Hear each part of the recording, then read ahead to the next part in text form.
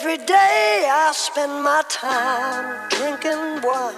Yo, what's good YouTube? It's Jay Gritty back on another video. Today's video, I really just wanted to give a recap of 2017 as far as fashion. Now, I think that this year, especially in men's fashion, we took a huge leap because, you know, previously in men's fashion, you kind of just had like your general pieces, you know, your shirts, jackets, and all that. You kind of really didn't have too many options or too many pieces that like stood out as far as like maybe like women's fashion where they have like a lot more stuff. So really all you had was like brands separating themselves by either their logo or their brand story, or just like making higher quality pieces with different materials and everything like that. So this year I think we definitely branched out and made men's fashion closer to like women's fashion, to where you have like fast-paced fashion and kind of like trendier items. So this year I think has been a huge leap. I kind of just wanted to go over kind of like the best and the worst of fashion in 2017.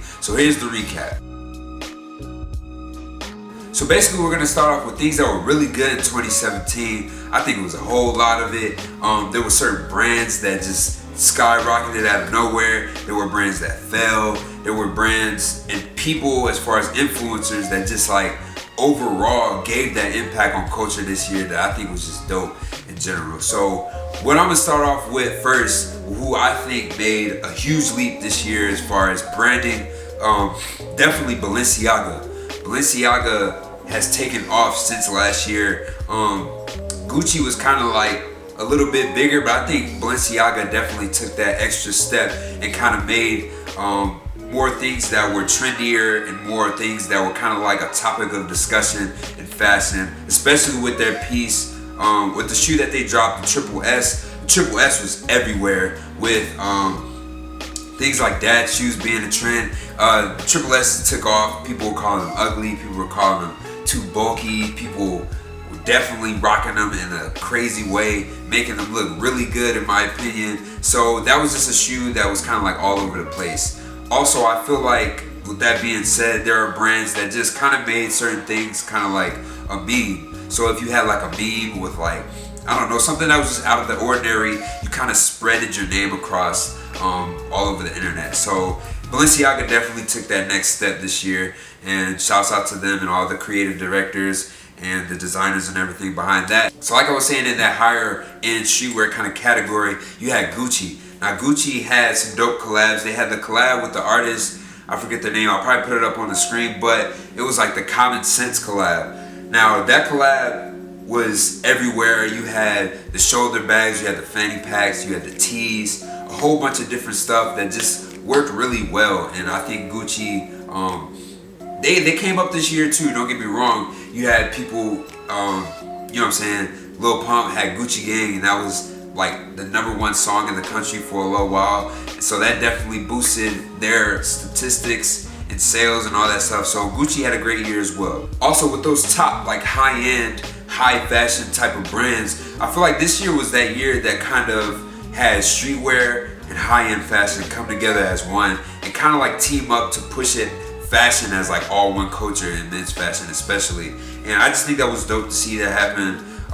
It was kind of a process last year in 2016, but 2017 definitely they all came together, came as one. They even had like some dope collabs that came out this year, so that was a cool thing that happened this year as well. One of the other things that I thought was really dope is you had classic models really be a staple this year. Like Nike Air Force Ones was really a shoe that everybody was rocking. You got Vans that just was all over the place. They had different colors, colorways, materials, high tops, low tops, just a bunch of different stuff. You also had like Jordan 1s. We all know the collabs and everything, but I'm gonna get into that later with the Jordans. But classic silhouettes just came back this year and had a really strong year. Now, something that you definitely gotta bring up when you talk about fashion in 2017, and probably just fashion in general, you definitely gotta bring up Raf Simons. Now, Raf has always designed great pieces. I just feel like this year he has just pushed certain styles and culture in a whole different way. Like first off, he had his designs for Calvin Klein. Now his Calvin Klein designs definitely boosted them as a brand, as a market, and just had that overall look, just look a lot more clean. I don't know if it was just because we knew Raf Simons was behind it, but he definitely added hype to Calvin Klein. As far as his own collection, he dropped the fall winter lookbook, which had some crazy cropped sweaters, different stripes, different patterns, and all that.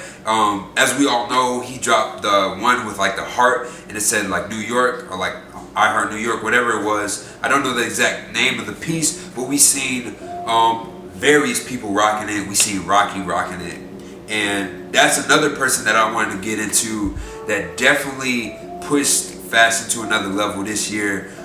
So ASAP Rocky, we all know ASAP Rocky's the GOAT of fashion. We all know he dresses well. But as far as hip hop, there's always been like a group of people who have always dressed well. It was kind of like Kanye, Pharrell, Rocky was always thrown in the mix. But I just feel like this year alone, Rocky took that next step forward and like really claimed that spot of being like the flyest, jiggiest, coziest person of fashion this year as far as like an artist and all that. So Rocky definitely had a great year.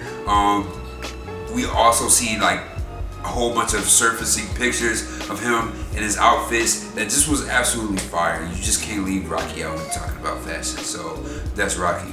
Now coming up under that same kind of ASAP label, you got Ian Connor. Now Ian Connor has definitely made his mark as being like the top influencer and pushing fashion culture. He definitely had his years probably more stronger like 15 to 16. I just feel like 17 he really took that extra like boss level, and like I just feel like he owes, or he's due a lot of respect to that. He's dropped his brand Revenge Storm, and he has like shoes that are like very similar to Vans, but just as far as like pushing his own brand and, you know what I'm saying, selling himself down, kind of like maneuvering through the fashion world that nobody really seen do like he did. He definitely needs his credit for being a top influencer in 2017. Now, like I previously said, you had kind of like streetwear and fashion, or in high fashion culture, all come together as one. And I feel like one person that really helped that gel together really well was Virgil Abloh. Now we all know Virgil Abloh's brand Off-White. Off-White has definitely skyrocketed. Everybody rocks Off-White. It's kind of like the new Supreme. But basically his whole like mindset behind the brand was really to push and mix high fashion with street fashion. So as he kind of like made street fashion and like graphic tees and stuff like that, he made that the new high fashion. So he definitely needs a lot of respect for what he did for the culture. He definitely impacted the end of the year in a crazy way with collabing with Nike. All his Off-White Nike collabs was just incredible in my opinion. Just the way that he designed it. He made all his designs like imperfectly perfect, if that makes sense. So those designs were crazy. They were selling out. Aftermarket resale was just ridiculous. Like he just changed culture in a crazy way this year. And that whole concept behind the Nike collab was just dope to me. So that brings us more into collabs. I think there were definitely a lot of fire collabs that happened this year. You had Supreme and Louis Vuitton. You had Gucci with the Common Sense collab. You had Champion and Vetements. There were just a lot of dope pieces that came out of the collabs this year. And I just think that in order to push that new wave of like high fashion and streetwear, you definitely have to collab and kind of bring the cultures together to make it all one. And I just think that we're gonna grow stronger as a culture, and people are gonna look more into fashion even more than they did in 2018 if we continue to collab and do different types of stuff together. Now this year was definitely filled with trendy items for men's fashion. You had the whole wave of like the bags. You had shoulder bags, you had fanny packs, you kind of had like the Elite Studios bag that's kind of being more popular now. Just the bags in general, having more accessories definitely allowed you to add more flavor to your outfits and add just a different look if your outfit was like missing something. So if you have like a regular t-shirt, you were able to add on a bag that maybe complemented the colors and the accents and all that type of stuff. So that I think was definitely dope. You had puffer jackets. Puffer jackets is coming in kind of late. Everybody was rocking puffer jackets. You had like the Stony Island ones. You had like the super reflective puffer jackets from different brands like Supreme. Balenciaga was dropping puffer jackets. Just the whole culture just kind of grabbed puffer jackets and just made them like the thing of winter 2017. You had things like Vans, like I mentioned earlier. Vans were just everywhere this year. It's such a staple piece that you can't really mess up. So, and for the last trend, you had striped pants. Striped pants were just so heavy this year. You had people like Kappa dropping pants with the side stripes. You had Jerry Lorenzo dropping the Fear of God, like all one tracksuits, just tracksuits and track pants with the side stripes. You had people putting it on denim. Just a bunch of different looks with the side pants that I think was dope. Because it, like I said, the shoulder bags, it kind of gives you another color to play with your outfit and adds another accent. Something that I think really worked well this year was like workwear. Somebody that made this really popular was like Heron Preston.